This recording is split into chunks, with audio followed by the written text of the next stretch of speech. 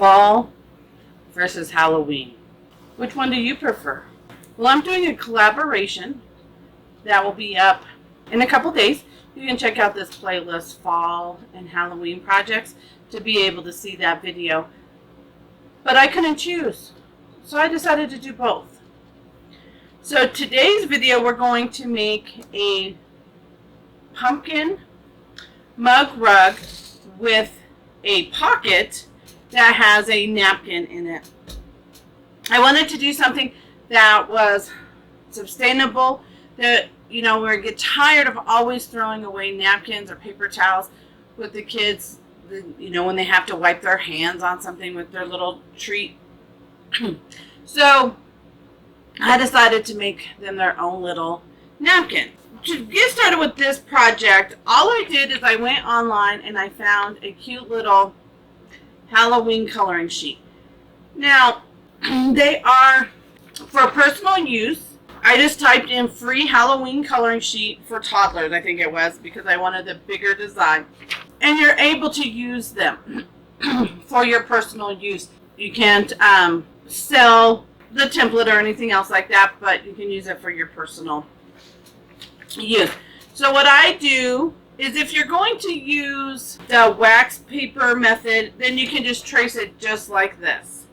If you're going to do the fusible way, then you need to actually trace it onto the back after you print it. Normally they come in and you can be able to scale down to fit the size that you're looking for. So we needed an 8.5 by 8.5, so I just scaled this down to fit into that section. So that's what we're going to do today. A fun little craft. Halloween craft. Hello, my name is Jackie, and I want to personally welcome you to Jackie Russell Create, where I give you tips, tricks, hacks, and lots of techniques on how to do quilting, whether it's a big or a small project. So, if you want to see more, then hit that subscribe button and that notification bell so you know the next time I upload a video. Until then, let's get started on this project. So we are doing applique. So you'll need some fusible webbing or wax paper, however you want to do the applique. You're going to need a piece of fabric that is 8.5 by 8.5. This is your main fabric for the pumpkin to sit on. You're going to need 2 pieces for the pocket, and they're going to be 4 by 8.5.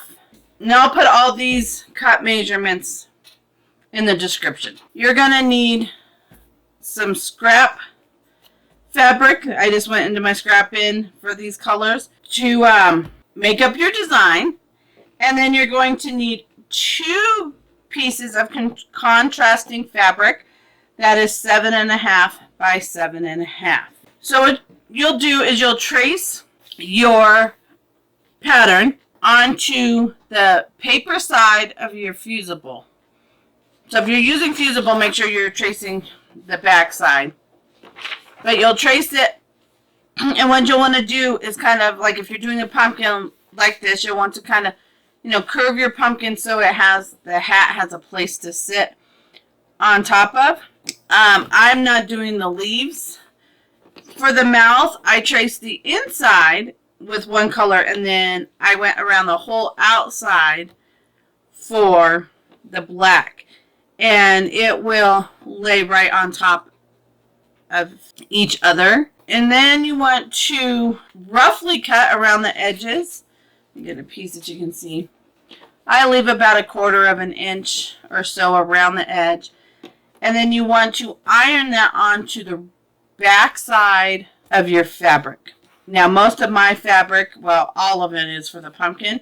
It is a solid color, but you'll want to make sure you're putting it onto the back side. Now to get started assembling this, well, first, before we do assemble, you're going to need thread to kind of match the colors that you're going to be appliquing on. So I picked, you know, these colors. I do have black on my machine because that's the one we're going to start with. Then you're also going to need a 11 by 14 piece of batting, which, yes, mine's a little big. I just haven't cut it down. And then you're going to need the same size, 11 by 14 and a half, for your backing. You'll also need some straight pins and some wonder clips. So to get started, I'm going to take our pockets, and one I'm just going to leave whole. The other one I'm going to fold in half, and I'm going to press it. And now I'm going to take it over to the sewing machine, and I'm just going to sew about 1/4 inch from the fold. You don't have to backstitch.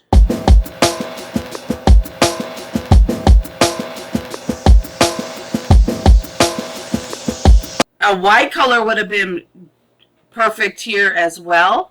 Give it a little more contrast. Then you're going to lay that piece right on top of the other one, matching up the seams or the edges.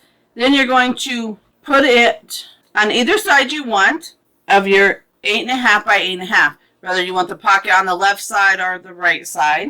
And I'm just lining up my corners, and I'm going to just pin because I want to hold all of these in place. And then we're going to sew 1/4 inch just right down this one side, cutting off your tails, and then we're going to press that open. So I'm setting the seam, and I'm going to press it toward the pocket because we are going to have other fabric over here. And that is the top of your mug rug. Now, if you had a decorative or a scene here and you weren't going to do the applique, you can pretty much finish it, but we're going to do the applique. After we have our pieces and they're cooled, we're going to cut them out and lay them on this piece according to our picture. So this time you're going to want to cut out on the line that you trace. I just use a pencil. You can use a pen, you can use, I would not recommend using a erasable pen because it will erase when you heat. And I'm going to go ahead and take the paper off and kind of position it so it's in the center. So then we'll cut out our eyes and our mouth. Yes, these are little pieces, so you could actually use the Heat and Bond Ultra so that they, you don't have to stitch around them. And I labeled mine so I know what side and what they are. Since you're going to, you have several of the same shapes, you could actually just freehand your shapes. So like this one is the left eye, and it's the inner part of the eye. And this is the inner part of the mouth. And so when I say inner part, and I'm not removing the backing just yet. So to help get the paper off, you just kind of score it with the pen, and it's going to leave a little mark in there, and it helps peel off that backing a lot easier. So I have all my pieces laid out. I made sure that I have enough space over here, enough space at the bottom, and now I'm just going to tack these down. I'm going to straight down and straight up. Now we'll let that cool. While we're letting that cool, we will go and do our napkin. So for our napkin, you need 2 pieces that are 7.5 by 7.5. You're going to put them right sides together. And I'm just going to put a few pins in to hold it while I stitch around. I'm just putting a pin at each corner, help keep it from slipping. We're going to stitch all the way around, leaving an opening at one of the sides. That would normally be your bottom, about 1 inch to 2 inches. I do back stitch a couple stitches on each of them to make sure that they're secure for turning it around.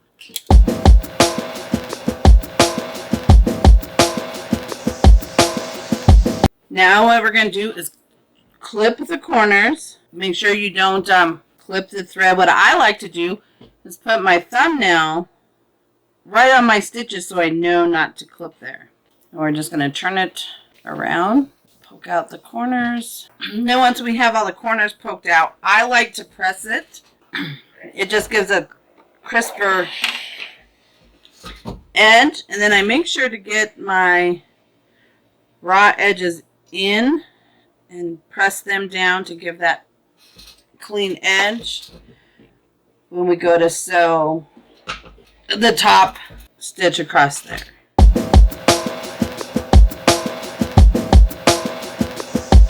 Flip off your strings, and there is your reusable, washable, sustainable napkin. And we're going to just fold it into thirds, and we're going to just set it aside. Now what we need to do that this is cool is I want to be able to applique this and then be my quilting. So I'm going to get my background fabric, with the right side facing down, my batting, and then my top.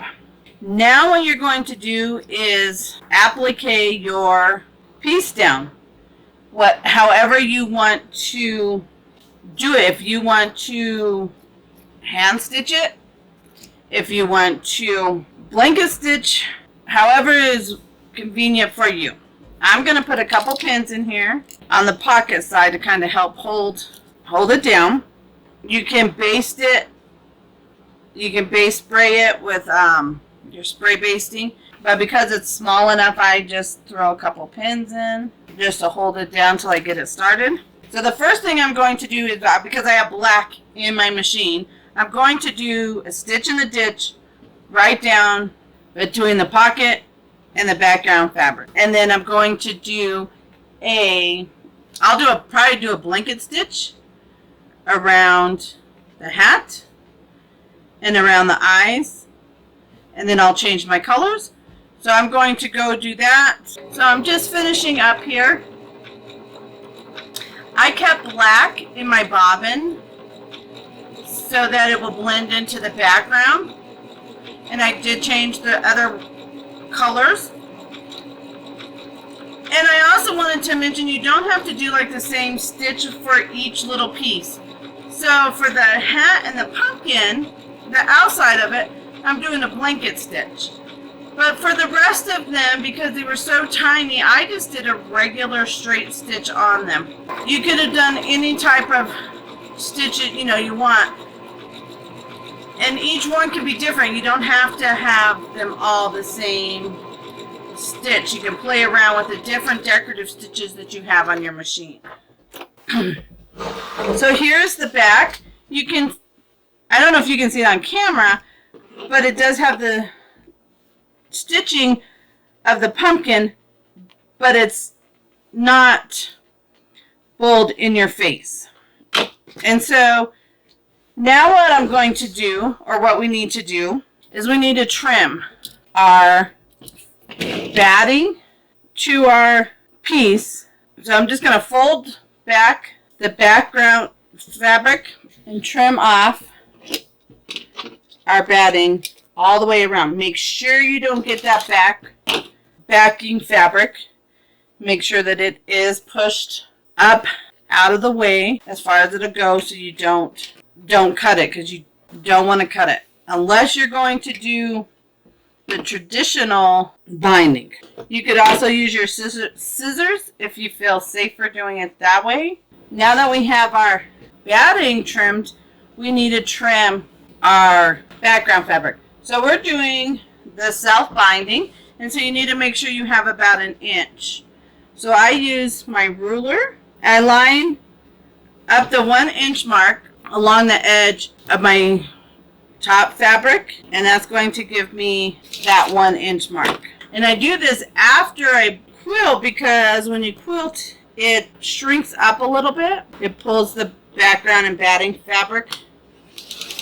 So I always trim afterwards to make sure I still have that 1 inch margin.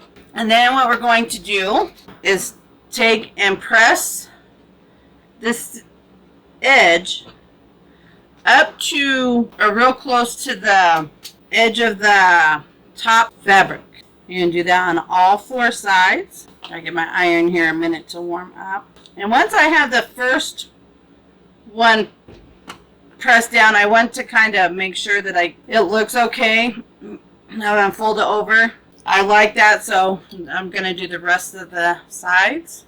Okay, so now I'm going to take my Wonder clips and I'm going to start pinning or clipping around. So we're going to just start at one corner. We're going to bring the corner up and we're going to just fold it on over the corner.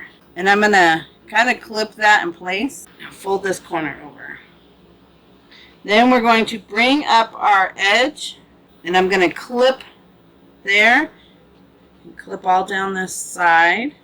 And then we're going to fold this up over that corner that we folded down, and I'm going to clip in there, and I clip as close as I can to the corner until I get them all in. We're going to fold this one edge up and it will fold over, giving the miter corner. So what is happening is you're giving it so you're folding these at a 45 degree in the corner. And then you're just going to sew this binding down. You can use a decorative stitch. You can use a straight stitch. You can stitch it by hand with an invisible stitch like you would normally do on your traditional so it wasn't seen. I'm using black thread so it'll blend in. So what is your favorite? Is it Halloween or is it fall in general? I am just going to use a straight stitch and I will just do a top stitch right along the edge and I will back stitch a few stitches in the beginning and the end.